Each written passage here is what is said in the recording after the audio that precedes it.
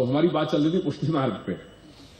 तो पुष्टि का मतलब है अनुग्रह, भगवान का एक ऐसा विलक्षण धर्म जो भगवान कुछ सिलेक्टेड लोगों के लिए ही उसका उपयोग करते हैं।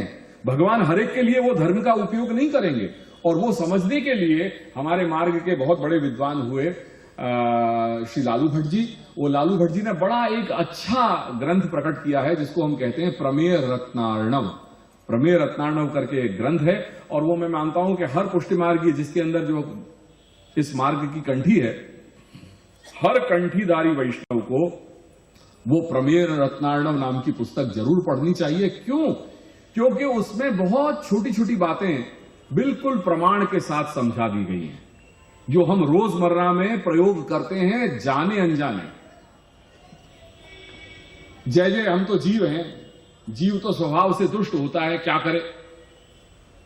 फॉर एग्जाम्पल जीव, ये ऐसा शब्द है कि जिसको हम रात दिन हमारे सत्संग में हम पढ़ते हैं, सुनते हैं कि जय जय हम तो जीव हैं, जीव स्वभाव, जीवा स्वभाव तो दुष्टाहा, तो जीव स्वभाव से दोषों से भरा हुआ है। अब जीव किसे कहते हैं? इसलिए श्री लालू भट्ट जी ने एक चैप्टर लिख दिया छोटा सा जिसका नाम है जीव विवेकः। भगवान का स्वरूप क्या है, भगवान कैसे होते हैं, तो उन्होंने एक छोटा सा 2 पन्ने का एक चैप्टर लिख दिया मूल रूप विवेकः। पुष्टि क्या है, पुष्टि मार्ग क्या है, तो उन्होंने एक छोटा सा चैप्टर लिख दिया 2 पन्ने का पुष्टि विवेकः। पुष्टि भक्ति मार्ग में अधिकारी कौन हो सकते हैं, तो एक छोटा सा चैप्टर लिख दिया पुष्टि भक्ति मार्ग, पुष्टि भक्ति अधिकार विवेकः। मर्यादा भक्ति और पुष्टि भक्ति में क्या भेद है, तो एक चैप्टर लिख दिया पुष्टि मर्यादा भक्ति पार्थक्य विवेकः। हिंदी में उपलब्ध है, चौखंबा में छपी है, पुरानी पहले छपी थी वो।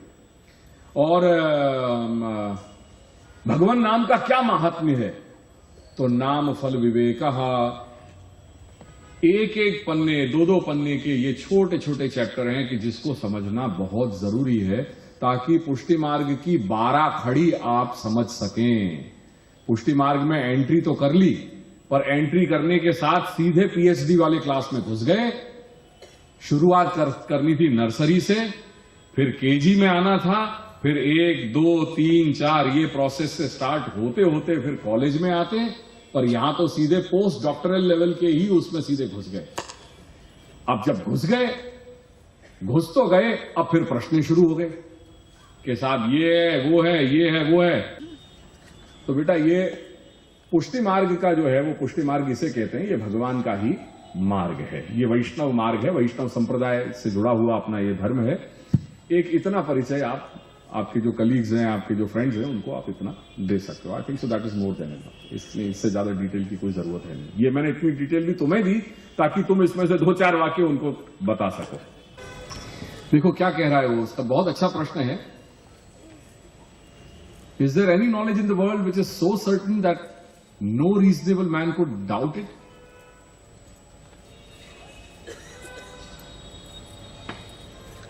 ऐसा कोई ज्ञान है इस विश्व में कि जो इतना सर्टन हो कि कोई मनुष्य को वो ज्ञानोपार्जन होने के बाद किसी भी प्रकार का कोई संदेह न रहे? ये प्रश्न अपेरेंटली फेस वैल्यू पे तो बड़ा लग रहा है कि बहुत सरल है ये, पर जरा सी तह में अपन उतरने का प्रयास करेंगे, जरा सी इसकी परतें जब खोलेंगे तब हमारी मुश्किलें बढ़ने लग जाएंगी। इसीलिए रसेल बड़ी अच्छी बात कर रहा है। Is there any knowledge in the world which is so certain that no reasonable man could doubt it? This question which at first sight might not be difficult, not seem difficult, is really one of the most difficult that can be asked. Most difficult that can be asked. The question, which at first sight might not seem difficult, is really one of the most difficult that can be asked when we have realized the obstacles in the way of a straightforward and confident answer. जब हम जान रहे हैं कि इसका जवाब बड़ा सीधा साधा है, जानते हुए पर जरा हम जब थोड़ा अंदर जाएंगे तो हमें मालूम पड़ेगा कि कितने ऑब्स्टेकल्स हैं, कितनी रुकावटें हैं। इतना जैसा लग रहा है apparently on the face value इतना सरल नहीं है इसका जवाब देना। We shall be well launched on the study of philosophy. हमारा भी पुष्टि मार्ग जो है वो क्या है, एक दर्शन ही तो है। ये कोई भगवत भक्ति का मार्ग है, पर वो भगवत भक्ति का आधार जो है वो तो तत्व चिंतन है, वो तो दर्शन है। श्री महाप्रभु का भी तो दर्शन है ना, तो वही है philosophy. For philosophy is merely the attempt to answer such ultimate questions, not carelessly and dogmatically as we do in ordinary life and even in the sciences, but critically. इसलिए हमारे आचार्यों ने जो बातें समझाई हैं उसके पीछे पूरा क्रिटिकल एनालिसिस है। केवल झोंक में श्रद्धा के आकर के ये सब चीजें नहीं कही गई हैं। तो समझो, for philosophy is merely the attempt to answer such ultimate questions not carelessly and dogmatically. प्रश्न साहब प्रश्न होता है कि काम काम होता है सर, छोटा बड़ा नहीं होता। तो प्रश्न प्रश्न है, प्रश्न को डील करना ही है। प्रश्न कैसा भी हो, पर प्रश्न प्रश्न है, चाहे वो छोटा हो या बड़ा हो। तो philosophy is merely the attempt to answer such ultimate questions not carelessly and dogmatically as we do in ordinary life, and even in the sciences, but critically after exploring all that makes such questions puzzling and after realizing all the vagueness and confusion that underlies our ordinary ideas. इस बात को समझाने के लिए एक table का उदाहरण उन्होंने लिया है कि कैसे कई बार कई चीजें जो हमें अपीयरेंस जो दिखाई देता है किसी वस्तु का, किसी पदार्थ का, हकीकत में वो वस्तु उस तरह की है या नहीं। जैसे वो उस दिन मैंने कल कहा था ना, वो एक वो नायना कई बार वो एक शेर बोले ना, कौन, यहां हर आदमी के 10-20 चेहरे हैं। मतलब ये है कि जब भी किसी से मिलो ध्यान से मिलो, यूं कि यहां कई बार सोच के मिलो या कई बार ध्यान से मिलो, यहां हर इंसान के 10-20 चेहरे हैं। तो apparently on the face value मिलकर के आप किसी का निर्णय मत ले लेना, क्योंकि पता नहीं कितनी परतें उसके चेहरे को ढक रही हैं, जो उसकी असलियत है उसको। तो अपीयरेंस और रियलिटी का बड़ा अच्छा ये कहे, कभी ये समय मिले तो इस छोटी सी पुस्तक है ये रसेल की, इसको पढ़ना आप। अच्छा, ये प्रश्न जो भी आ रहे हैं ये मैं ऑन रिकॉर्ड, जो रिकॉर्डिंग हो रही है वाकई लिए मैं कह देना चाह रहा हूं, और यह चीज को आप सब ध्यान रखोगे।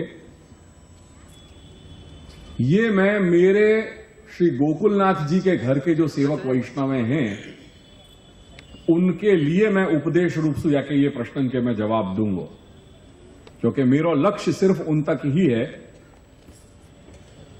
मेरा लक्ष्य और वाके बाहर के क्षेत्र को नहीं। ये परंपरा, ये मर्यादा को हमने आज दिन तक आदर किया है। वैष्णव सब जो है वो आदरणीय है, आओ आओ उठो बैठो, श्री महाप्रभु की वाणी के लिए कोई भेदभाव नहीं है। पर मेरा कर्तव्य जो है वो मेरे घर के लिए पहलो है।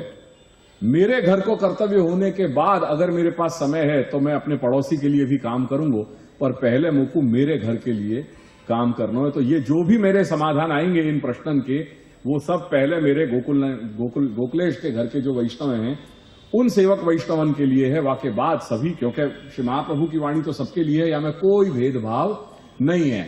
ये बात क्लियर है, या चीज को ध्यान में रखिए। हाँ, हेलो।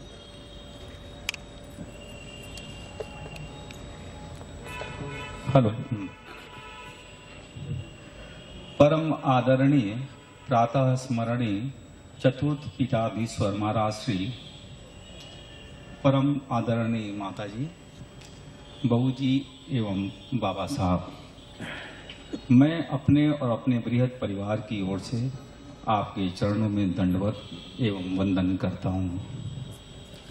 मेरा नाम दीपक है और पेशे से मैं चार्टर्ड अकाउंटेंट हूँ। मुझे मार्ग के बारे में बस इतना मालूम है कि मैं पुष्टि मार्गी हूँ और मुझे आपके पिता परम पूजनीय सुरेश बाबा का प्रेम संबंध है। वाह। मेरे घर पर श्री गोकुलनाथ जी की सेवा है। मेरे पास प्रश्न कई हैं और यदि आपकी अनुमति हो तो मैं रखूं। बिल्कुल निसंकोच।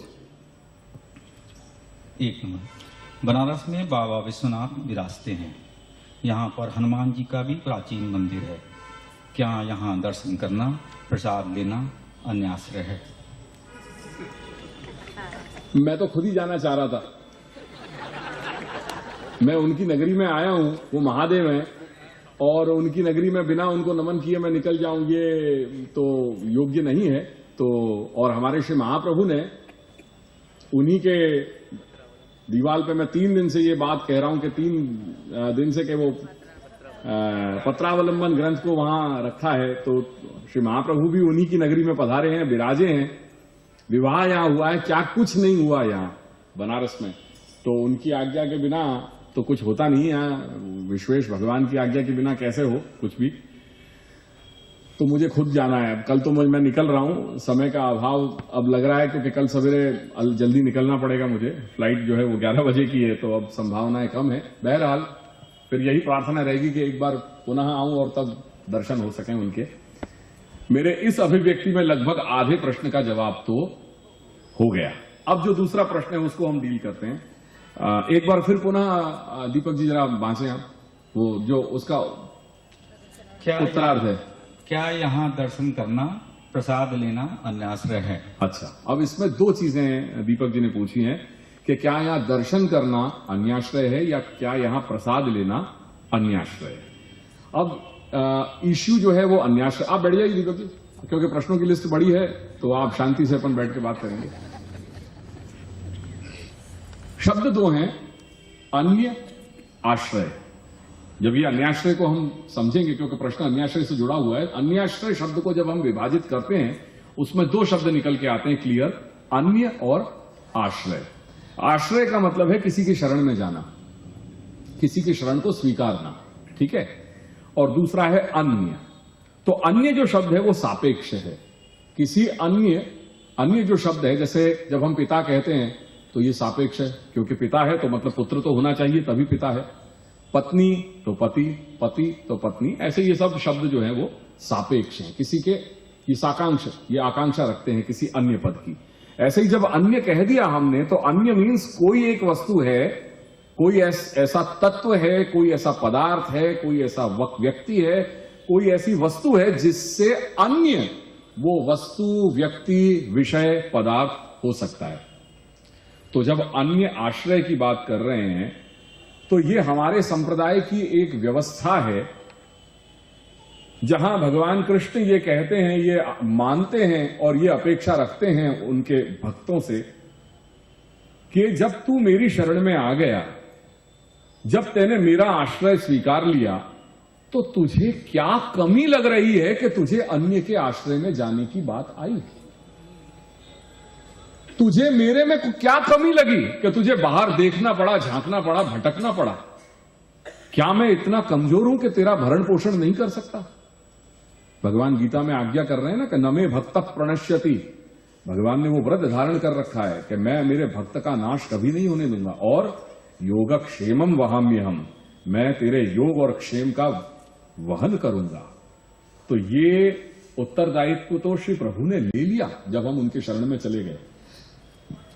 उनकी शरण में जाने के बाद, उनका आश्रय स्वीकारने के बाद क्या कमी थी कि जो हमें कहीं और भटकना पड़ा। अपने अंतरात्मा को झांक करके देखो। जिस घर से आप जुड़े हुए हो, उस श्री गोकुलनाथ जी के घर में आने के बाद क्या कमी आपको लगी कि आपको कहीं बाहर भी जाना पड़ा। किस सुषुप्ति के महाअंधकार में डूल रहे हो। दादाजी के घर के, श्री गोकुलेश के घर के जो अथॉरिटी है श्री महाप्रभु के बाद, उभय प्रभुचरणों के बाद जो मार्ग की अथॉरिटी है, उस घर में हमें आश्रय मिला। और यहां आने के बाद हम इतस्ततः सब जगह भटक रहे हैं। क्या कमी है हमारे मालिक में। किसका नाम लजा रहे हो, अपना या अपने मालिक का। कभी सोचा है ये? भगवान कृष्ण भी यही सोचते हैं। श्री प्रभु ये जान रहे हैं और इसलिए कह रहे हैं कि मुझे 2 चीजें सबसे जो तकलीफ देती हैं वो ये 2 बातें हैं। अन्याश्रय और असमर्पित अन्न का भक्षण, ये दो चीजें सबसे ज्यादा मुझे तकलीफ देती हैं। मेरा आश्रय स्वीकारने के बाद तुझमें ये तेरी कुमति कैसे हुई कि तुझे यहां कमी हुई और करके तू दूसरी जगह गया। तो ये तो है अन्याश्रय का तात्पर्य। ठीक है, अन्याश्रय ख्याल में आ गया ना। तात्पर्य ये हुआ कि श्री प्रभु को छोड़ करके यदि हम किसी भी देवी देवता के पास कामना के भावना से जब हम जाते हैं सामने चल करके, तब वो अन्याश्रय लागू हो जाता है, तब वो अन्याश्रय हो गया। यदि किसी कामना वशात आप जब जा रहे हैं सामने से, जैसे कई लोग रखते हैं ना, कोई बाधा रखते हैं, कोई ये रखते हैं, कोई वो रखते हैं, कोई सोमवार रखता है, कोई मंगलवार रख रहा है कि भाई मैं तो ये करूंगा वो करूंगा। कल मैंने कहा था ना सबके, भाई ये अंगूठी पहन ली, मैंने वो अंगूठी पहन ली, मैंने ये ताबीज लटका लिया, मैंने वो सोमवार कर लिया, मैंने वो धागा बांध लिया। अरे इन धागों से और इन सब चीजों से क्या होता है भाई? कुछ भी तो नहीं है। जो होगा वो सिर्फ इससे होगा, एकमात्र वन एंड ओनली पावर। मूंगा पहनते हो, मूंगा क्या लकड़ी तो है ना। अगर मूंगा काम कर सकता है तो भाई ये तुलसी की लकड़ी क्यों काम नहीं कर सकती? और अगर ये कर रही है, इससे ज्यादा फिर और किस लकड़ी की या किस और रत्न की तुम्हें जरूरत है? क्या जरूरत है इसके अलावा? क्यों ये सब भरे जा रहे हो? ये कमी है क्यों? तो आत्मविश्वास क्यों खो गया? धंधा चौपट हो जाएगा, नौकरी चली जाएगी, ये डर के कारण तुम्हें लग रहा है कि ये धंधा जो है वो आपका मूंगा आपका जो है धंधा बचा रहा है। आपके अंदर कला नहीं है धंधा को कैसे जो है वो बिजनेस को कैसे संभालते हैं। बिजनेस चौपट हो जाएगा। वो बिजनेस आपका कौन संभाल रहा है? मूंगा की अंगूठी जो है वो आपका बिजनेस संभाल रही है, वही डीलिंग्स कर रही है आपकी। वो जो पन्ना पहन रखा है या गुरु का नंग आपने पहन रखा है, वो आपकी बिजनेस डीलिंग्स को करा रही है। आप नहीं करा रहे हैं, आपकी वो अंगूठी करा रही है। वाह भैया वाह। तो अन्याश्रय ये है कि जब आप कामना सहित सकाम भाव से यदि आप किसी भी देवी देवता के पास जाकर के कोई ऐसा व्रत इत्यादि ये जो भी कुछ आप करते हैं, वो 110% अन्याश्रय हुआ। और यदि उसको आप फॉलो कर रहे हैं वैष्णव होने के नाते, तो आपके सारे अलौकिक जो भगवान मार्ग के ये जो अलौकिक द्वार हैं, इनमें बाधाएं आएंगी आएंगी आएंगी, निश्चित आएंगी। पर जो शास्त्रोक्त नियम है उस हिसाब से यदि हम गणपति स्थापन करते हैं तो अन्याश्रय नहीं लगता। समझ लो, अन्याश्रय कब टाइप हो रहा है, कब लगता है?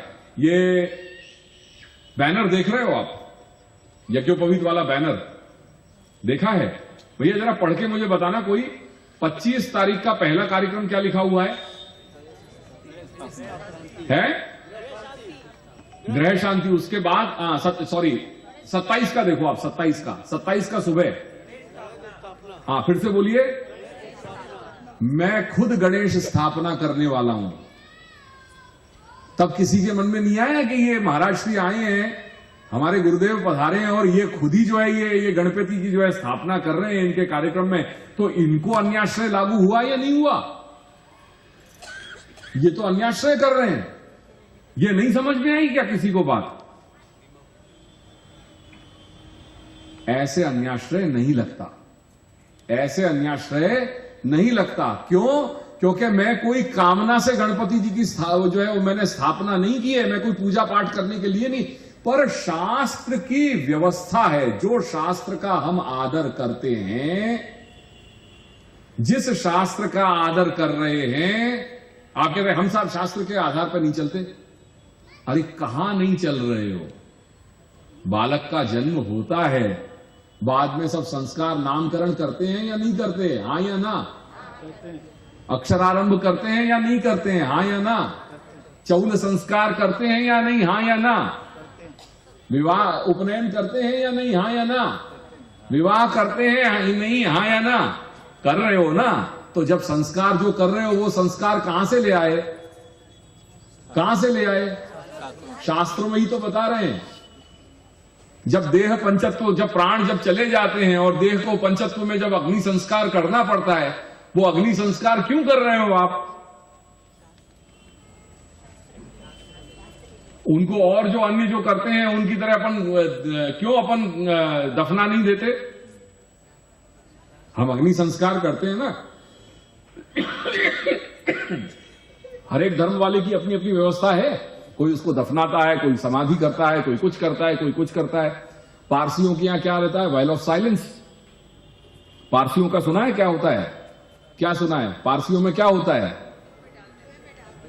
ओपन एरिया में कहीं ले जाके बॉडी को छोड़ देते हैं। एक वेल ऑफ साइलेंस उनके यहां कहा जाता है। तो एक कुएं जैसी जगह होती है कि जहां वो जाकर के उसको शव को वहां पे रख देते हैं, बस दैट्स ऑल। फिर जो भी जो है प्राणी है, जो पक्षी है, जो आकर के उसका सब जो है वो विसर्जन कर देते हैं। तो हर एक की अपनी अपनी पद्धतियां हैं। अपने यहां क्यों नहीं ये किया जाता है? हम क्यों मणिकर्णिका जाते हैं? शास्त्र तो कहां बचोगे शास्त्र से कि भाई हम तो शास्त्रों की बातों को नहीं मानते। अरे क्या नहीं मानते? कुछ ऐसे हैं जड़ पुष्टि मार्गी जो कहते हैं कि नहीं साहब हम शास्त्रों की बातों को नहीं मानते, हम तो सूतक पिंडर भी नहीं मानते। तुम्हारे मानने नहीं मानने से क्या होता है? क्या चीज नहीं मानते बताओ ना, एक एक चीज गिना दूंगा कि नहीं मानते, फिर बोलना कि हाँ हम नहीं करते। बता दूंगा, पूरी लिस्ट दे दूंगा मैं कि क्या नहीं मानते। क्योंकि बेचारे अज्ञान के अंधकार में डूबे हुए हैं, इसलिए पता नहीं है उनको। वो कूप मंडूक की क्या स्थिति है कि एक जगह से छलांग मार करके वो कुएं के दूसरे कोने तक पहुंच जाता है, उसके आहा क्या दुनिया है। पर यह नहीं पता कि उसके बाहर जब भी जाए कुछ और दुनिया है जो उस कुएं की दुनिया से बहुत बहुत बहुत बड़ी है। तो चलो मेरे साथ चलो जरा, मैं आपको उस दुनिया की भी सैर कराऊंगा। उसी के लिए तो आया हूं मैं यहां। शास्त्र को कहां डिनाई करोगे आप? अपने तो रग रग में अगर एक चीज को डिनाई कर रहे हो तो भैया ठीक है, अगर सूतक नहीं मानना तो फिर फूंक क्यों रहे हो उसको? अग्नि संस्कार क्यों दे रहे हो उसको, शव को?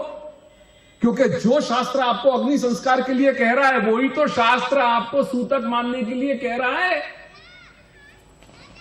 नहीं, हम उस पार्ट को नहीं मानते, हम तो इस पार्ट को मानते हैं साहब। वाह भैया वाह, ये तो आपकी भली पूछी। बहरहाल तो कैसे बचोगे? शास्त्र को देखना हो मेरे मित्र, ये कोई मजाक नहीं उड़ा रहा हूं मैं आपकी।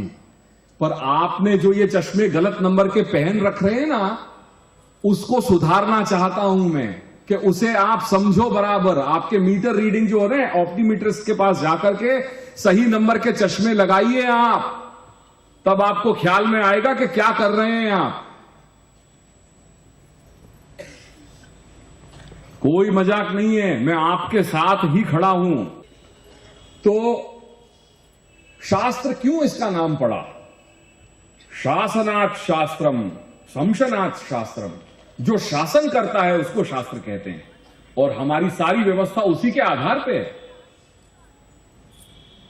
लड़की का रोका किया, रोका करने के बाद जो सारी विधि हो रही है वो कौन शास्त्र, कौन से, क्या बाइबल के आधार पर करते हो? क्या अपने निकाह नामा पढ़ा जाता है? नहीं ना। तो वो सब मंत्र पंडित जी को क्यों बुलाए जाते हैं साहब? क्यों वो मंत्रोच्चारण करते हैं? क्यों अग्नि का संस्कार होकर के गृहस्थ जो है सप्तपदी जो है वो फिरी जाती है? क्योंकि ये इसको भी हम जो है वो एक धर्म मानते हैं, ये हम धर्म मानते हैं। और वो अग्निदेव हैं, उनका अग्निदेव का सानिध्य मान करके हम गृहस्थ के इस पावन जो ये एक संस्था है उसमें हम संस्थित होते हैं, उसमें हम जुड़े रहते हैं। वो धर्म है। इसीलिए गणेश स्थापन जो शास्त्र में कही गई जो प्रक्रिया है उसके अनुसार जब आप गणेश स्थापन या पूजन इत्यादि कर रहे हैं तो वो अन्याश्रय नहीं होता। प्रमाण क्या है? जब श्री महाप्रभु पृथ्वी परिक्रमा के समय जब पधारे, वहां पे जब आप अपने ससुराल में पधारे तो ससुराल में हमारे श्री चतुर्भुज श्री गोकुलेश गोविंद का स्वरूप विराज रहा था। तो उन्होंने अपने ससुर जी से ये कहा कि मुझे ये स्वरूप चाहिए। तो ससुर जी बोले कि महाराज आप एक नहीं, आप जो सभी स्वरूप विराज रहे हैं मेरे पूजा में, वहां आप सभी आप पधरा ले जाइए। उस समय श्री प्रभु हमारे पंचायतन में विराज रहे थे। ब्रह्मा, गणपति, महादेव इत्यादि वो जो सब देवी देवता हैं जिनको अपन पंचायतन कहते हैं, पंचायतन में वो हमारी ठाकुर जी भी विराज रहे थे। और श्री महाप्रभु ने केवल ये कहा कि मुझे आप ये पधरा दीजिए ठाकुर जी। तो उन्होंने सहज कर दिया कि महाराज आप ये क्यों, आप सभी ले पधारिए। तो ठीक है, सभी ले पधारे। और बाद में गंगा जी पे पधरा जा करके और सारे जो दूसरे देवी देवता हैं उनका आपने विसर्जन करा। विसर्जन करा तो गणपति पूछे कि महाराज जी आप क्या कर रहे हैं, महाराज ये आप क्या कर रहे हैं। अगर आप तो संप्रदाय के आचार्य हैं, आप तो दिशा दिखाने वाले हैं, अगर आप ही हमारा ऐसा, आप ही हमें विसर्जित करेंगे तो हमें दुनिया मानेगी क्या। तो श्री महाप्रभु ने कहा कि नहीं, आप देव हैं, आप देव हैं और अतः आपका दुनिया आपको हर मंगल कार्य के पहले आपका स्मरण करेगी। एंड देयरफॉर अपन जब भी कोई पूजा पाठ अपने यहां होता है तो हमारे यहां गणेश जी का स्मरण किया जाता है। ये भी मेरा लौकिक कार्य ही तो है ना, मेरे पुत्र का मैं यज्ञोपवीत कर रहा हूं। तो शास्त्र ये कह रहा है कि यज्ञोपवीत इत्यादि जो संस्कार होते हैं उनमें गणपति स्थापन होना आवश्यक है, बस उतना मैं कर रहा हूं। और टेक्निकली ये अन्याश्रय मुझे बाधक न बने सूक्ष्म रूप से भी, क्योंकि अगेन इस चीज में मैं डिटेल में नहीं जाऊंगा, पर मैं दो बात बता दूं कि अन्याश्रय भी दो प्रकार के होते हैं, एक सूक्ष्म और एक स्थूल। तो जो स्थूल है उसकी मैं बात कर रहा हूं, सूक्ष्म अन्याश्रय की अभी बात नहीं है। तो वो अन्याश्रय टेक्निकली मुझे तकलीफ न दे, कुछ भी जो कुछ भी यत्किंचित कर भी रहा हूं या शास्त्र की आज्ञा मान करके, तो मैं पूजन में एक मुख्य अंग होता है संकल्प का, जो आपने देखा होगा, आपने बहुत लोग सालाना करते होंगे जब अपने यहां, आपके यहां जब लक्ष्मी पूजन इत्यादि जब होता है तो आप वो जो गौर महाराज पंडित हैं वो आपको पूजन में वो जो है हाथ में जल लेकर के और कंकु अक्षत इत्यादि पुष्प लेकर के वो जो है वो संकल्प कराते हैं। तो संकल्प कराने के समय हम क्या करते हैं, हम वो जो संकल्प है वो पूजन का मुख्य अंग है। जैसे हम कहते हैं ना कि किसी चीज का आपने संकल्प किया मतलब आपने मन से, आपने हृदय से वो चीज उस निमित्त करने के लिए आपने ठान ली, और जब तक वो चीज नहीं होती तब तक मन में ये रहता है कि भैया मैंने ये संकल्प कर लिया था पर मुझे 2 साल हो गए, वो संकल्प पूरा नहीं हुआ, मुझे जाना है पहले। सोचते भैया अब हम आएंगे तो जो है वो गंगा स्नान करेंगे, अब 2-3 साल पूरे हो गए, तो भैया संकल्प किया था उस समय ये कुछ हुआ था अपने घर में और हमने संकल्प ऐसा किया था कि गंगा स्नान रह गया है, 3 साल हो गए, अब कैसे भी बनाओ, बनारस चलो और गंगा स्नान करें। तो ऐसे वो संकल्प जो है ना, उसी से सारी चीज का परिवर्तन हो जाता है। ये वो रामबाण जो है इस संकल्प में, ये वो रामबाण चीज है कि जब आपने वो शब्द उच्चारण कर दिए तो technically you have changed the nature of the whole पूजन, and so that it doesn't effect you. आपको वो इफेक्ट नहीं करेगा, आपको स्पर्श नहीं करेगा। इसलिए हम वो ये ऐड करते हैं कुछ शब्द के कृतेन अनेन भगवान श्री गोपीजन वल्लभ श्री गोकुलेशः प्रियताम, के हे प्रभु, ये तो एक लौकिक के कारण मैं ये चीज कर रहा हूं क्योंकि शास्त्र की आज्ञा है, मेरा और कोई विशेष लक्ष्य नहीं है, पर ये जो कुछ भी किया है इसमें मात्र मेरा प्रयोजन, मेरा लक्ष्य तो आप ही हैं, और ये जो कुछ भी कर रहा हूं इससे आप प्रसन्न हो और आपके चरणारविंद में मेरी भक्ति प्रतिदिन दृढ़ होती चली जाए, इसी भावना से मैं ये कर रहा हूं। ये निमित्त भले जो गणपति को है पर वो जाएगा आपको ही। बस आप जब पूजन करने बैठे ये भावना से पूजन करें और ये बोल दें, इतने शब्द आप अपने गौर महाराज को ऐड करवा लीजिएगा कि कृतेन अनेन भगवान श्री गोपीजन वल्लभ श्री गोकुलेश प्रियताम न मम, इतना आपने ऐड कर दिया तो टेक्निकली अन्याश्रय का जो भी कहीं आपको तकलीफ जो होती होगी कि भाई हमें नहीं करना चाहिए या ऐसा कुछ जो भी हो रहा है, you can also avoid that, उसको भी आप अवॉइड कर सकते हैं। ठीक है, तो ये अन्याश्रय की बात है। वैसे किसी कोई भी जगह में कोई देवी देवता विराजते हो तो वहां जाने में कहीं कोई अन्याश्रय लागू नहीं हो जाता, कहीं नहीं। आप लोगों में से ताजमहल कितने लोग गए? हाथ ऊंचा करिए। हाँ, वाह, लगभग देखो 90%। ठीक है, ताजमहल क्या है? स्मशान। क्या है? अब मुझे सच्ची बताना, कितने लोगों ने वहां से आकर के स्नान किया, कंठी बदली? बताओ बताओ बताओ बताओ बताओ बताओ ना बताओ। ये बात देख लो, ये बात अब आ गई लाइन पे। ये तो ताजमहल गए, ये नहीं देखा कि वो स्मशाने के क्या है, पर वहां से आने के बाद वैष्णव का जो फर्ज है कि मैं स्मशान में जाकर के आऊं तो मुझे जो है पहरे कपड़े स्नान करने हैं और मुझे कंठी बदलनी है, वो किसी ने नहीं किया। जरूर जाकर के खूब भल्ले उड़ाए होंगे बाद में ढकेल पे जाकर के, चलो भैया सही है। बस मैं यहां, मेरा काम इतना ही, आईना दिखाने आऊंगा मैं।